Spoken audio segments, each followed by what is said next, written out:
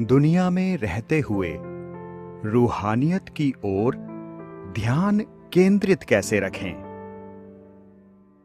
जो दुनियावी ज्ञान है वो बाहर की दुनिया का ज्ञान है।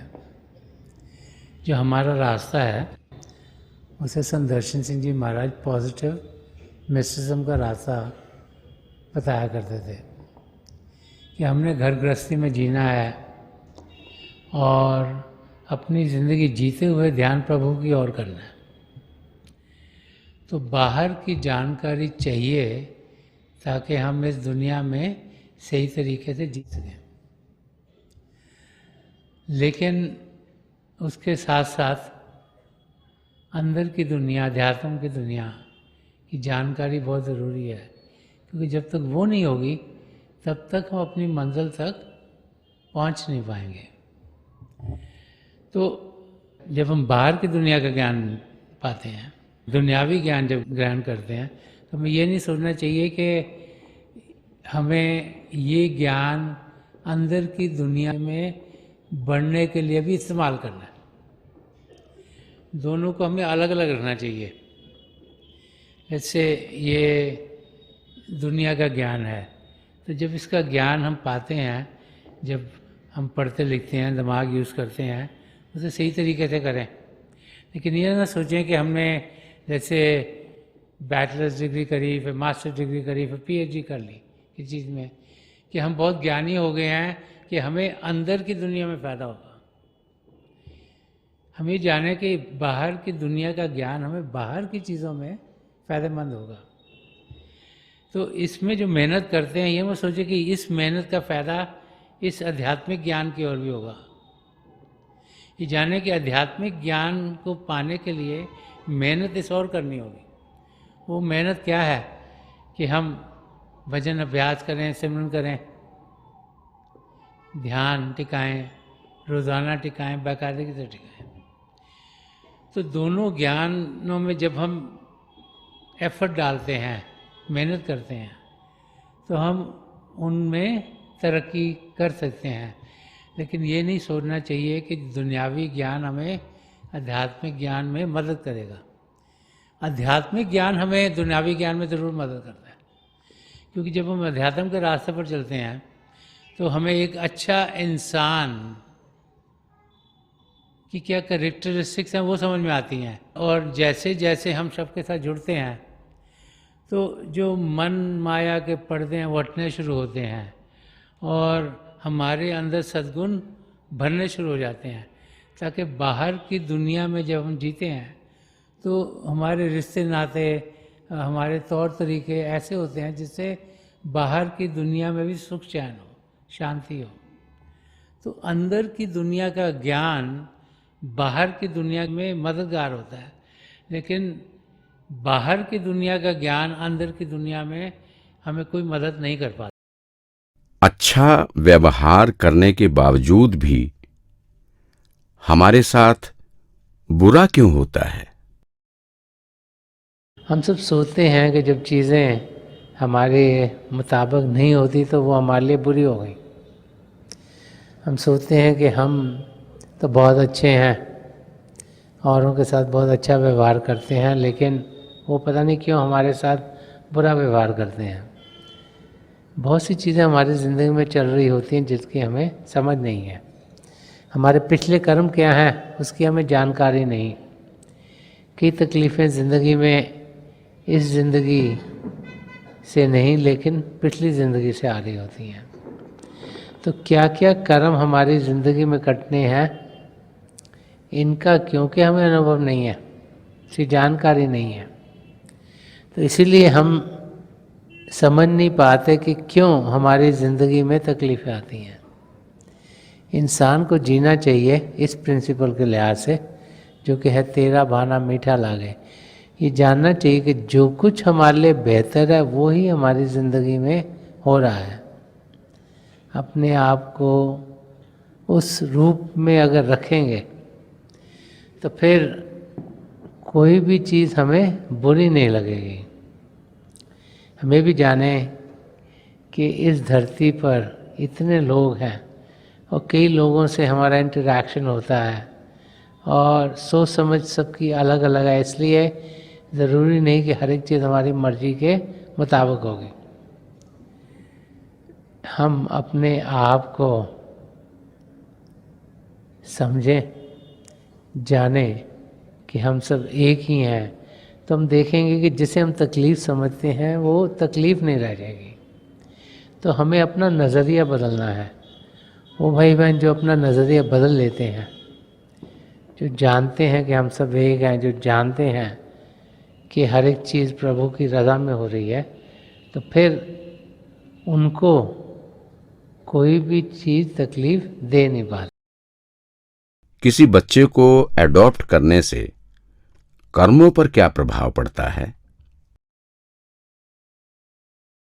हर एक जीव जब इस धरती पर आता है तो अपने कर्म लेके आता है।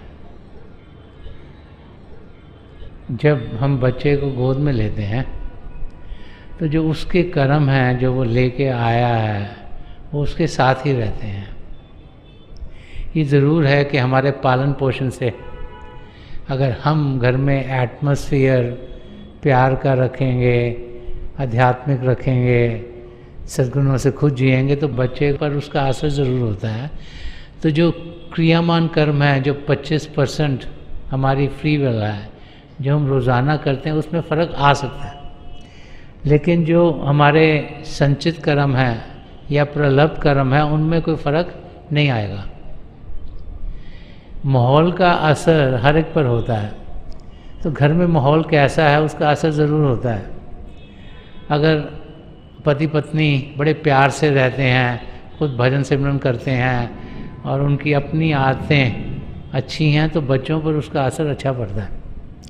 अगर वो आपस में लड़ाई झगड़ा करते हैं और तू मैं चल रही है और हर वक्त टेंशन टेंशन टेंशन घर में होगी, तो उसका भी असर बच्चों पर होता है। तो वो जो क्रियामान कर्म हैं, जो कि हम रोज़ाना करते हैं, उसमें उसका कुछ असर हो सकता है। लेकिन जिन कर्मों से हम आए हैं वो कभी बदलते नहीं, वो हमारे साथ हर समय वैसे के वैसे ही रहते। रूहानियत के रास्ते में सबसे बड़ी बाधा क्या है?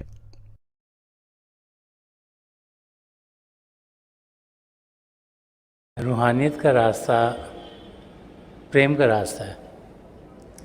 वो रास्ता जिसके ज़रिए हम अपने आप को सही रूप में जान सकते हैं और पिता परमेश्वर को पा सकते हैं।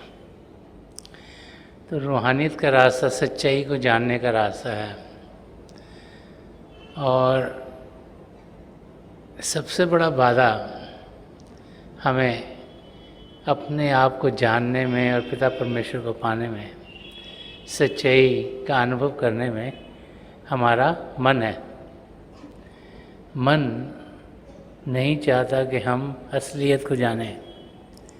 मन चाहता है कि हमारा असली रूप छुपा रहे। मन नहीं चाहता कि हम अपने आप को आत्मिक रूप में जानें। उसकी यही कोशिश होती है कि हम अपने आप को सिर्फ बाहरी रूप में ही जानते रहें। तो मन बहुत तरीक़ों से हमें अपनी मंजिल से परे करने की कोशिश करता है। तो हमने मन को काबू करना है। एक किसी महापुरुष ने कहा कि मन के हारे हार है, मन के जीते जीत। अगर हमने अपनी ज़िंदगी मन की खींच में ही गुजार दी, तो फिर कुछ भी पाए बगैर हम इस धरती से चल बसेंगे। तो हमें मन को शांत करना है, मन को काबू में करना है। और मन को काबू में करने के लिए हम सिमरन करते हैं। तो जो सबसे बड़ा बाधा है मन का, उसको शांत किया जा सकता है। उसका तरीका महापुरुषों ने यही बताया है कि हम मन ही मन प्रभु के नाम का जाप करें, ताकि मन प्रभु की ओर लगा रहे। तो सबसे बड़ा बाधा मन है, और मन को काबू करना, मन को शांत करना बहुत ही ज़रूरी है। तभी हमारी तरक्की रूहानियत के रास्ते पर हो सकेगी। कर्मों का विधान और ध्यान अभ्यास एक दूसरे से कैसे संबंधित हैं? कर्मों का विधान में यही समझाता है कि जैसी करनी वैसी भरनी। जैसे थर्ड लॉ ऑफ फिजिक्स है कि for every action there is a reaction, कि जैसा हम सोचेंगे, जैसा बोलेंगे, जैसे कार्य करेंगे, उस किस्म का ही हमें भुगतान करना पड़ेगा। अच्छा सोचेंगे, अच्छा बोलेंगे, अच्छे कार्य करेंगे तो हमें खुशी मिलेगी, और अगर बुरा सोचेंगे, बुरा बोलेंगे, बुरे कार्य करेंगे तो भुगतान करना पड़ेगा। तो हमारी आत्मा जो परमात्मा का अंश है, जो जब प्रभु से अलग हुई, जो कि आज इस समय इस मानव चोले में है, तो उसके साथ जब जब वो पहले मानव चोले में थी, जो जो उसने सोचा, बोला, कार्य करे, वो कर्म बनते गए और वो इकट्ठे होते गए, उनको सच्चित कर्म कहा जाता है। कि स्टोर हाउस ऑफ कर्मास है। जैसे एक ज़िंदगी में कितने कर्म करे वो हो गए, अगले बारी कितने कर्म करे वो हो गए। अब उनमें से थोड़े से लिए जाते हैं जिनको प्रलभ कर्म कहा जाता है, और जो प्रलभ कर्म है वो हमने ज़िंदगी में झेलने हैं, और उन पर ही हमारी 75% लाइफ निर्भर है। और रोज़ाना हम सोचते हैं, हम बोलते हैं, कार्य करते हैं, ये तीसरा हिस्सा है कर्मों का, जिसे क्रियमान कर्म कहा जाता है।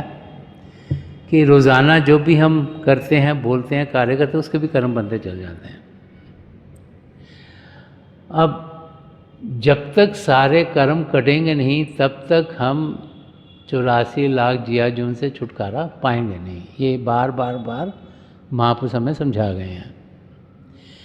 तो जब हम रोज़ाना अपनी ज़िंदगी जीते हैं, और रोज़ाना जो जितने भी कर्म हमारी ज़िंदगी में होने हैं वो तो होंगे ही, 75% तो होंगे। तो जो 25% का हमारा हिस्सा है, जो हम कर रहे हैं, जो नए कर्म बन रहे हैं, क्रियमान कर्म, अगर हम रोज़ाना भजन अभ्यास करेंगे तो वो रोज़ाना भजन अभ्यास के ज़रिए कटते चले जाते हैं। इसीलिए बाकायदगी से रोज़ाना अभ्यास करना ज़रूरी है। इसीलिए हमें समझाया गया कि जो दिन का 10वां हिस्सा है, जो कोई 2.5 घंटे के करीब है, वो हम अभ्यास में दें। कि उतना कम से कम देंगे तो उस दिन के कर्म उसी दिन कट जाएंगे हमारे, और हमारा लोड बढ़ेगा नहीं। तो अगर अभ्यास रोज़ाना करेंगे, रोज़ाना कटेंगे। और जो सन्मत का रास्ता में ये समझाता है कि जिस दिन हमें नाम की देन मिलती है, उस दिन जितने भी हमारे संचित कर्म है, वो सब के सब हमारे सद्गुरु हमसे ले लेते हैं।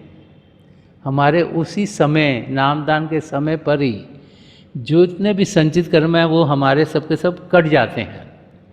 लेकिन जो प्रलभ कर्म है उन्हें वो छेड़ते नहीं, क्योंकि अगर उन्हें छेड़ेंगे, वो ले सकते हैं, तो क्या होगा कि अगर प्रलभ कर्म हमारे ख़त्म हो गए तो हम ज़िंदगी से चल बसेंगे। इसलिए प्रलभ कर्म में हमें मदद मिलती है, और इसीलिए जो अभ्यास करने का तरीका है वो हमें दिया गया है कि हम रोज़ाना अभ्यास करें, अपनी ज़िंदगी में सद्गुणों को ढालें, अपनी ज़िंदगी ऐसी बनाएं ताकि ज़िंदगी में पॉजिटिविटी हो। लेकिन सबसे ज़रूरी है अभ्यास करना। उसके लिए ज़रूरी है शरीर को शांत करना और मन को शांत करना।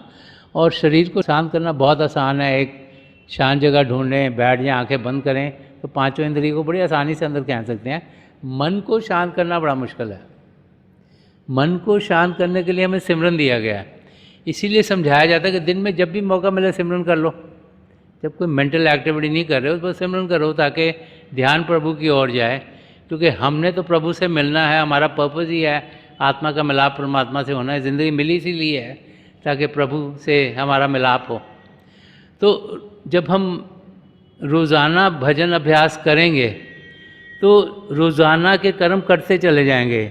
तो जो हमारे संचित कर्म हैं वो तो नामदान के समय कट गए।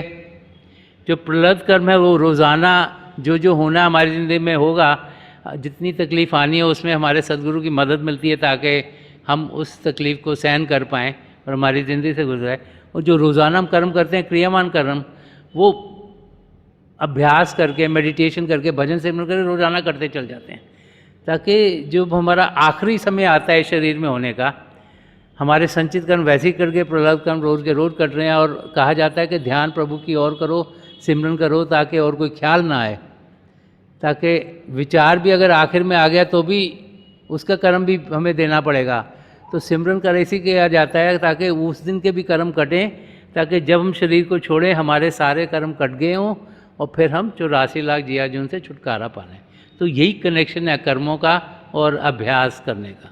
आप सब अभ्यास के लिए बैठ जाइएगा। आप जहाँ भी बैठे हैं आराम से बैठिएगा, अपनी आंखें बंद कर लीजिएगा। ये जो आई बॉल्स हैं, आँख के डेले हैं, ये सामने फोकस हों, जैसे आप 8-10 दिन सामने फोकस हो।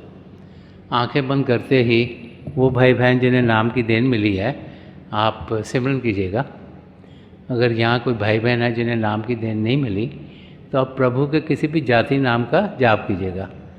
जाप मन ही मन करना है, ऊंचा नहीं दोहराना। आपका ध्यान बिल्कुल सामने होना चाहिए और प्रभु की दया से थोड़ी देर में आपको रोशनी के चिन्ह दिखने शुरू होंगे और बहुत से नज़ारे और भी आपको देखने को मिल सकते हैं। तो मेरी पिता परमेश्वर के चरण कमलों में जो पिछली सेंचुरी के महापुरुष हुए हैं, हजूर बाबा सावन सिंह जी महाराज, परम संत कृपाल सिंह जी महाराज और दयालपुर संत दर्शन सिंह जी महाराज, चरण कमलों में यही प्रार्थना है कि जो जो हम सबके लिए बेहतर हो महापुरुष हमें दें, हमें सबके साथ जोड़ें और हमारे भीतर प्रभु की ज्योत के हमें दर्शन करवाएं।